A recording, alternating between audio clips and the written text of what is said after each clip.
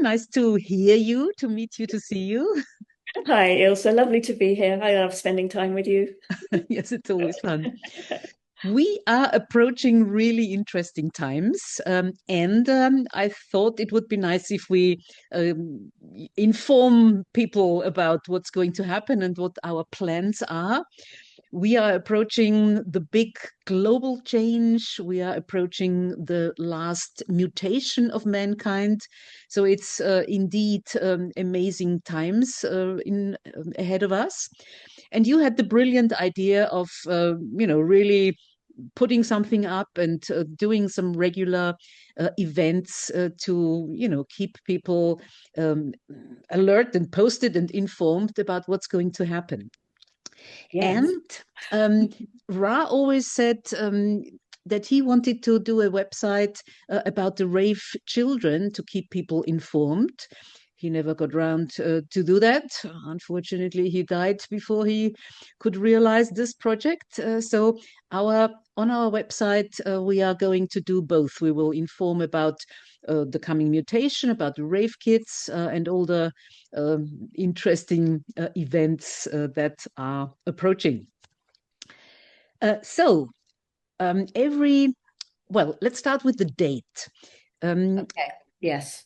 the big mutation is something that is pinpointed by Pluto. Pluto moving into gate 41, fifth line, marks the last big mutation of mankind.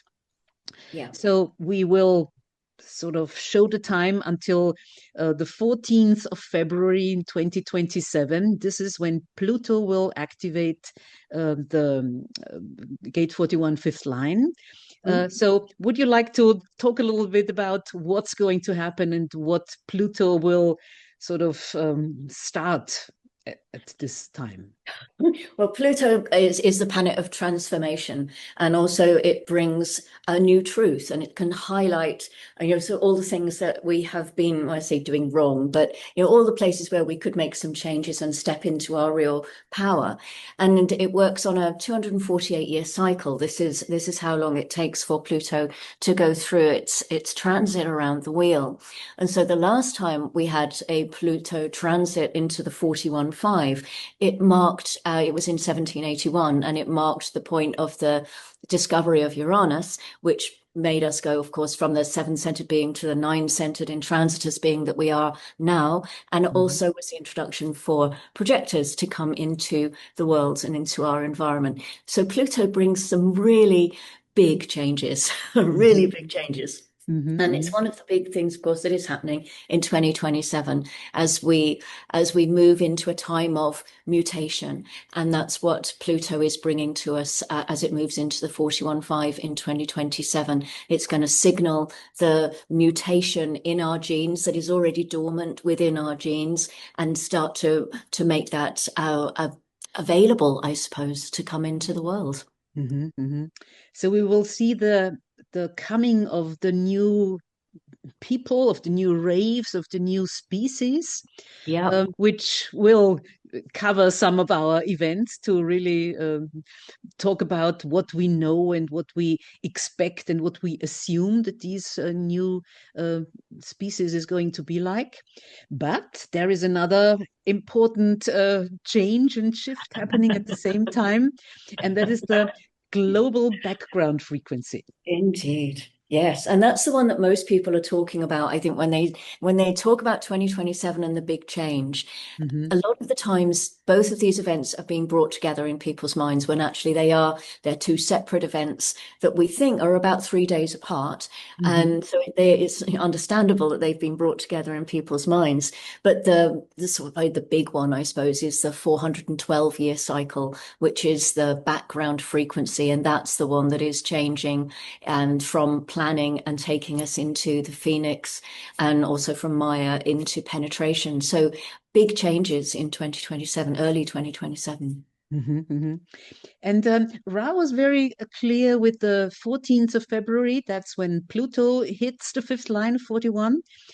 We checked and we looked and we searched. He never gave any specific information about the exact date of the global shift, going from planet to Phoenix.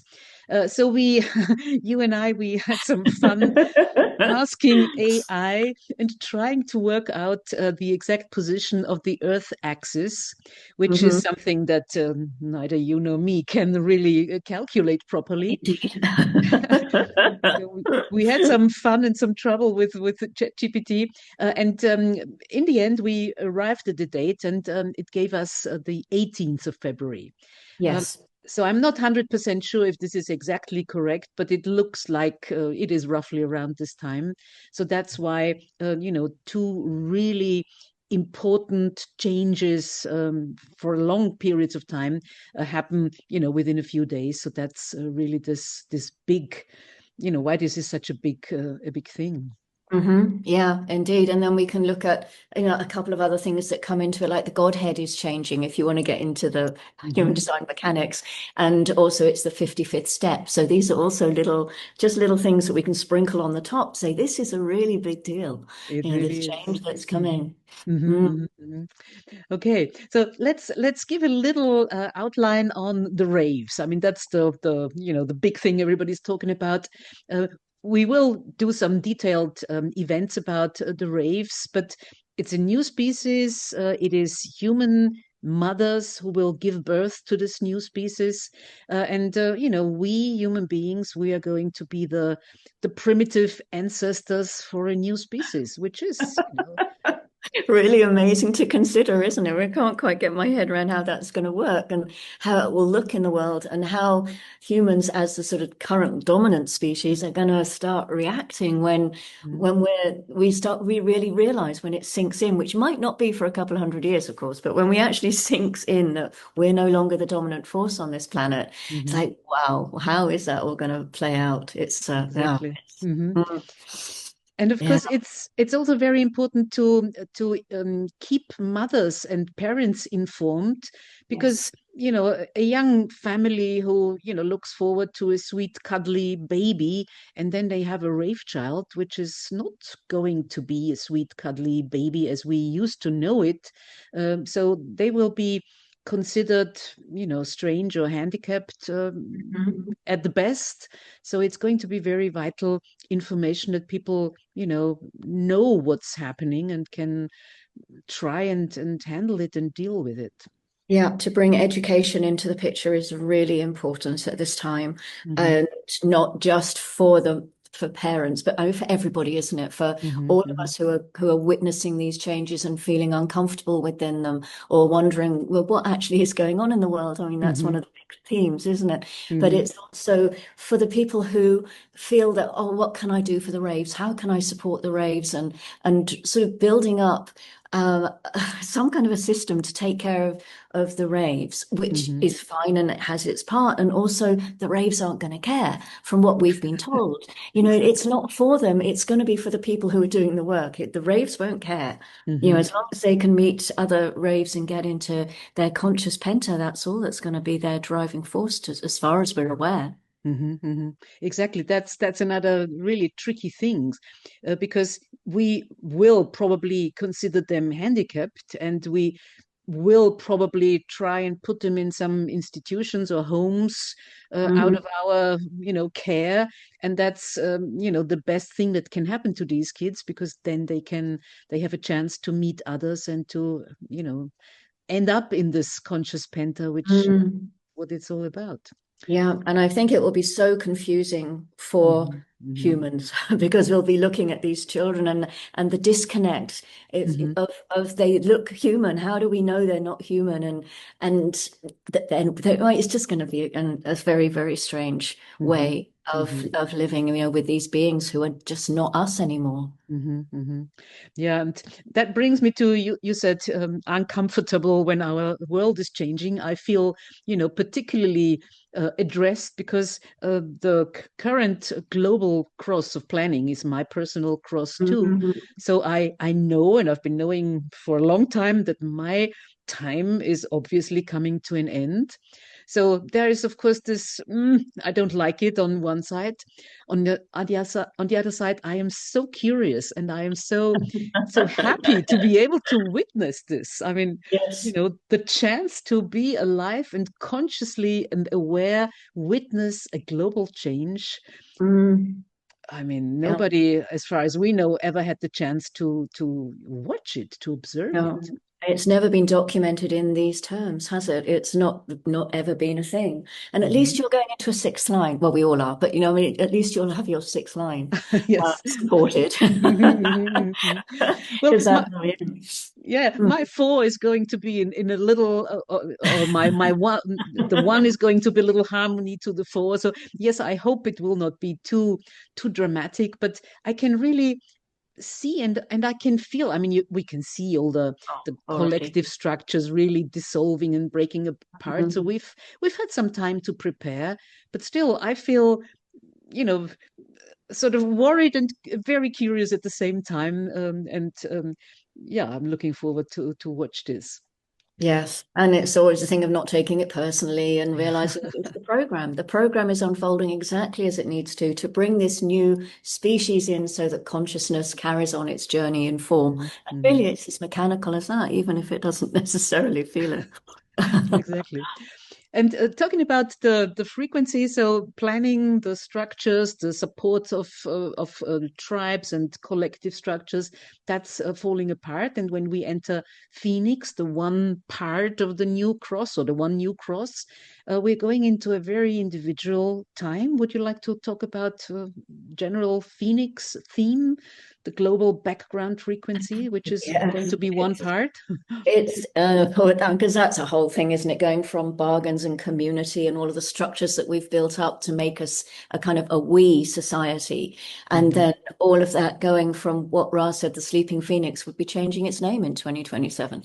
So that he didn't actually, from what I've read, he didn't say what to, but I imagine it's to the Rising Phoenix or the Waking Phoenix. Exactly, yeah. That, that individuality that says me first. I Hmm. put myself first, and in doing that we have enlightened selfishness, which was something Ra was really hoping that we would be able to move into, so Not so that sure yeah. about that. Oh, there's always got to, where there's life there's hope, Ilse. I mean, let's maybe it will work out. But if we're coming from that place of I know me and I love me and I am absolutely grounded in me, my behavior and all of those things that we know, I'm working with my strategy, my authority, then that goes out into the world, and what we put out is very positive, Hmm. rather than the spin that could be put on it that, oh, individuality is very selfish, very self-absorbed, and no one's going to be doing anything for anyone else, and we're moving into a big, sort of finger to the rest of the world because I'm doing what I want to do.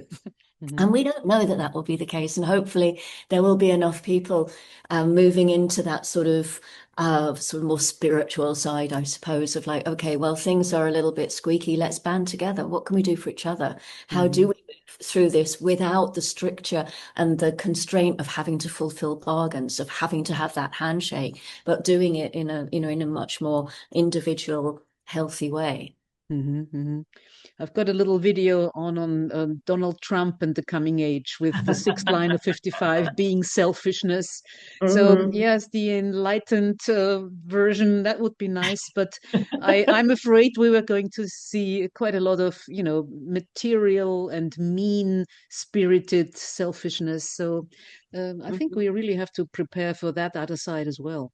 Yeah, well, there could be a lot of pain before the other side moves into the Definitely, world, I guess. definitely. When Hmm. people are scared, and it's like Rod did say, didn't he? You don't have to scratch the surface very hard before the killer monkey comes out. Hmm. And Hmm. is that what? Well, it could be part of what we see as Hmm. as the Hmm. systems break down, as the rave begin to move into their ascendance, and we go Hmm. the other way. Absolutely, absolutely. And when we talk about the cross shifting, again, usually we speak about planning to Phoenix, but there is another cross. We always talk about the vessel of love and the Sphinx. So we always have two general themes: the love theme and the direction theme. So when we move from planning, the other side, the other part of planning was Maya. So trying Yep, to my work cross. out. Pardon? My cross. Oh yes, oh yes, yes, yes, yes, exactly. The two of us, we are, it's not by accident that we connect so well, isn't it? No, indeed.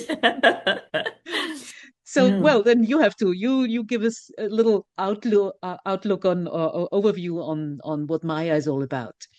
Oh, Maya for me, Maya is I'm driven by my 61, so I'm about the sort of almost the more spiritual side of it, or the inspiration, or the all of that that comes through from elsewhere, being a head center gate.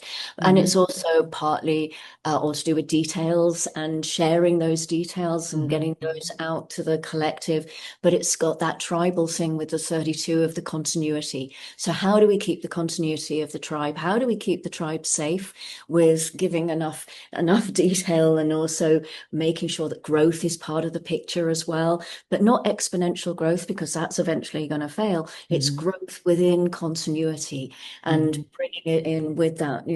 Oh, it's it's delicious when you move it in with planning and you see how beautifully it's dovetailed with the Exactly. Yeah, yeah, planning yeah. themes. Yeah, yeah, and then moving into shock and hopefully clarity, and then the grace and the sort of the bonding. Hopefully, how are we going to bond? Because 59 is part of the new the penetration. How are we going to Mm-hmm. bond in this new era? Are we Mm-hmm. going to do it with spirit? Where Mm-hmm. so there are so many different themes, or is it just going to be one big shock? Yeah, yeah. It's exactly, I mean, how these two crosses play together. I mean, when we have the Phoenix with the, busy, busy, busy, and the 55 and the 59 and all this thing. And then on the other side, we have Mhm. penetration, getting to the core and getting to the point. So that's really, individually. So that's, it Mhm. really gives you a taste and a flavor of what these coming times It does. It does. And then it's also like. putting them into the context of they are going to be keys to the Yeah. locks of our background frequency. So they're not just playing on their own, they're also playing with the Phoenix, and not Phoenix, with the Sphinx and the Vessel of Love. So Exactly. it's like they are the keys to those locks. So yes, we've got the family at the moment is it's the way of feeling unconditional love. And that's going to be moving into the spirit and Mhm. the selfishness of the spirit. That's how we're going to be experiencing unconditional universal love in the new era. So it's bringing so many different themes together to tell the story of what's coming. Okay. Yeah, so it's going to be interesting times. No question about that.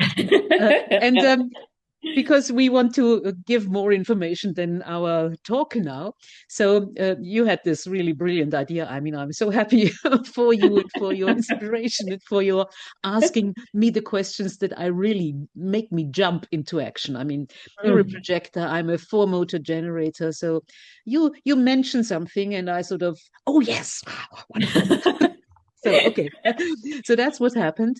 So on the 13th of every month, starting in February 26, so next February, we'll start and we'll do a monthly event covering all the various, or some of the, I mean, there's more to cover than we will manage in 12 months. But, there will be 12 events leading up to February 27. So would you like to give a little short outlook on our on the events we have planned for every month? Yes, yes, I'd love to. And as you say, there are so many different elements we could bring into it, and so many different ways of expressing it as well. So so having a workshop, or having just a general chit chat, having a Q&A, maybe doing a podcast. All of these things are things that we will bring in using all the different tools that we have. But we'll be looking at things like, so what has cross of planning been all about, and what does the end of that mean?